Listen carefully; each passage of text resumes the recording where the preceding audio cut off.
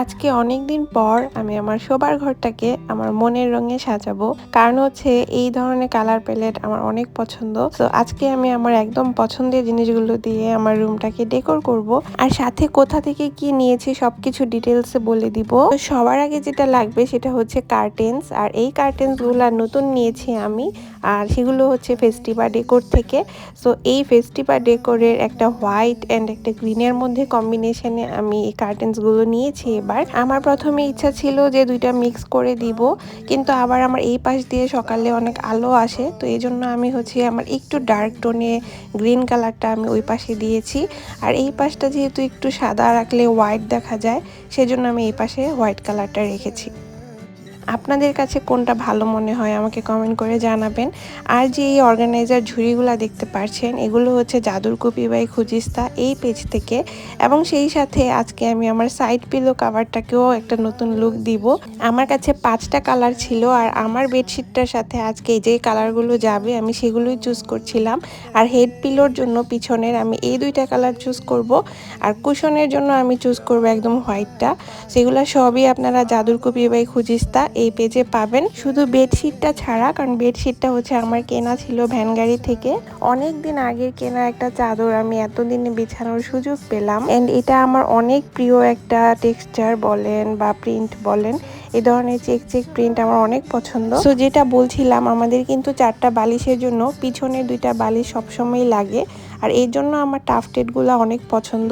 এই ধরনের পিছনের ব্যাক কাভারগুলো আপনারা পেয়ে যাবেন জাদুর কপি বাই খুজিস্তা এই পেজে। সেই সাথে টাফটেড কুশন কাভার এবং এই যে আমাদের সবার প্রিয় বড় কোল বালিশ, সেগুলোর কাভার সবকিছুই কিন্তু আপনারা আপুর কাছে পেয়ে যাচ্ছেন। আপনারা কে কিভাবে কোল বালিশ স্টাইল করেন আমাকে জানাবেন।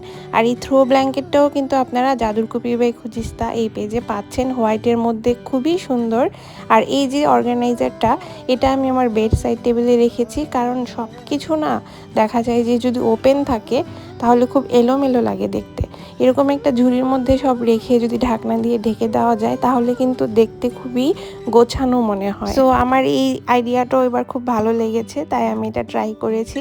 And hair is the final look. আমাকে অবশ্যই জানাবেন যে এই মেকওভারটা আপনাদের কাছে কেমন লেগেছে।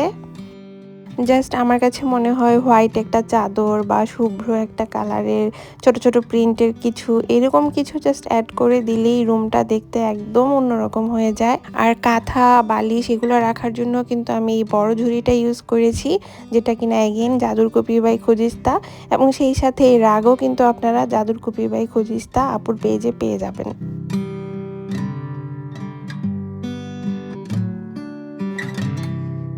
আর এই প্রথম আমি গ্রিন শেডের মধ্যে এরকম কোনো পর্দা ইউজ করেছি, যেটা আমার কাছে তো খুবই ভালো লাগছিল। পুরা রুমের লুকটা একটু ডিফারেন্ট লাগছিল এটার জন্য। সো আমি আমার ব্যালকনি থেকে যখন রুমে ঢুকি তখন আমার এই লুকটা এরকম থাকে পুরা রুমের। আমি আপনাদেরকে কাইন্ড অফ 360 ডিগ্রি একটা অ্যাঙ্গেল দেখাচ্ছিলাম।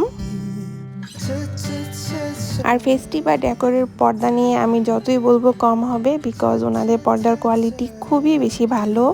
আপনাদের যদি এই ভিডিওতে আরও কোনো কিছুর কোয়েরি থাকে আমাকে অবশ্যই কমেন্ট করবেন, আমি উত্তর দেওয়ার চেষ্টা করব। আর আপনারা সবসময়ই আমার মেকওভার ভিডিওগুলো অনেক পছন্দ করেন, অনেক সাপোর্ট করেন, সেজন্য সবাইকে অনেক ভালোবাসা। আমার এই জায়গায় সবচেয়ে অড জিনিসটা হচ্ছে আমার ওয়াশরুমের দরজা আর উপরের ফাঁকা জায়গাটা, যেটা কিনা আমি চেঞ্জ করব করে আর করা হয়নি। বাট এখন আর করব না, কারণ সামনে হয়তো আমি এখানে আর থাকবো না। যাই হোক, সবাইকে অনেক ধন্যবাদ। আর দুপুরের লাঞ্চে ছিল এই আইটেম, আম্মু রান্না করেছে বাসায়, সবাই মিলে শুক্রবারে এই খানা দানা আর সবকিছু হয়েছে। আমি যেসব পেজের নাম নিয়েছি সবাইকে কমেন্টে ট্যাগ করে দিব। আর সবাই ভালো থাকবেন, টাটা।